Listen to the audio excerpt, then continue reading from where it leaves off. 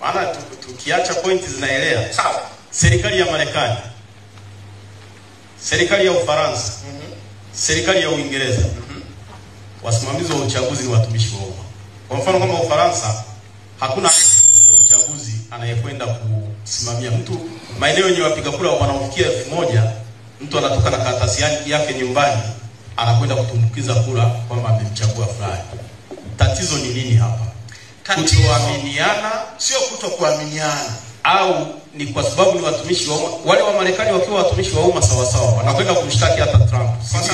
Kwa sababu wewe unazungumza hawa watumishi wa Ufaransa, wa Marekani na nini, bila kueleza tofauti ya watumishi wa umma wa Ufaransa na wa Marekani na tofauti ya watumishi wa umma wa Tanzania.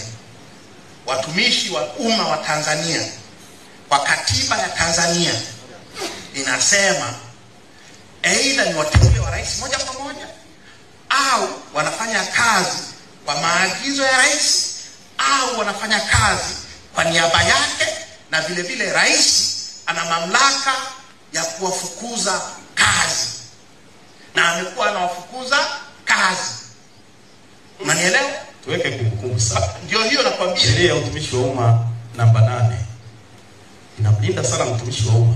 Nazungumza katiba ya Jamhuri ya Muungano wa Tanzania, na wewe unafahamu kwa sababu unajua mambo haya.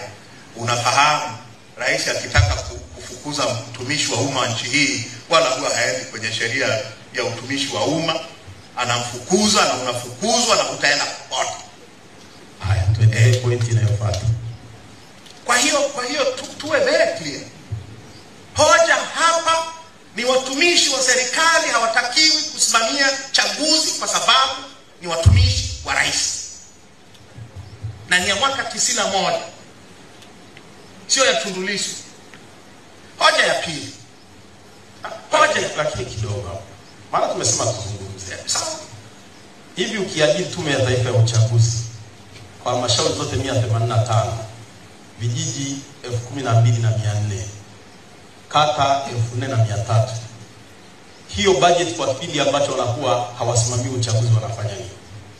Watakuwa unauliza wanafanya nini? Ndio. Kwa sababu ufahamu majukumu ya tume. Jukumu la kwanza kuandikisha wapiga kura kwa miaka mitano. Wapiga mara 2 kwa sababu ya sheria za sasa. Nchi za kidemokrasia wapiga kura wanaandikishwa muda wote. Ukifikisha miaka 18 unakwenda kwa msimamizi wako, kwa afisa wa uchaguzi wa kata yako. Kenya hapa wala sio Marekani. Marekani watakuletea nani? Watakuletea barua nyumbani kwako. Umefikisha umri wa miaka 18, fomu za kujiandikisha hizo hapo. Kenya unaenda kwa kata, kwa sababu afisa wa tume ameajiriwa mpaka ngazi ya kata. Na Zambia na Malawi na Ghana na Afrika Kusini unaenda kujiandikisha. Mimi nimefikisha miaka 18, naomba kujiandikisha kupiga kura. Mimi nimehama kutoka Singida, nimehamia Dar es Salaam, nilijiandikisha Singida, nimehamia hapa, naomba kubadilika. Kazi hii inafanyika kila siku 24/7 kwa sababu watu wanafikisha miaka 18 wana muda wote kila siku. Kwa tume inatakiwa iwepo kila mahali, na ni watu laki ngapi watakao chaguliwa, watakao ajiriwa. Kata ziko roughly 4,000. Na 2020 zilikuwa 2,956. Kama wameongeza, hawatakuwa wameongeza kata 1,000. Watakuwa wameongeza afiki hata 50. Kwa hiyo ukiajiri wasimamizi wa tume mpaka kwenye kata, umetoa ajira mpya 4,000. Ukiweka afisa wa tume kwenye jimbo, majimbo yako 264, umeongeza ajira 264. Ukisema kuwe na waratibu wa mikoa iko 31, umewajiri ongeza ajira ya watu 31. Nchi hii inashindwa kulipa mishahara ya watu wa ziada 5,000 kwa mfano.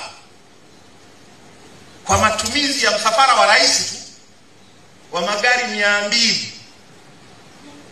Ukipunguza hayo, ukipunguza ufisadi unaoendelea serikalini kila siku, day in day out, utaweza kuajiri watu 5,000?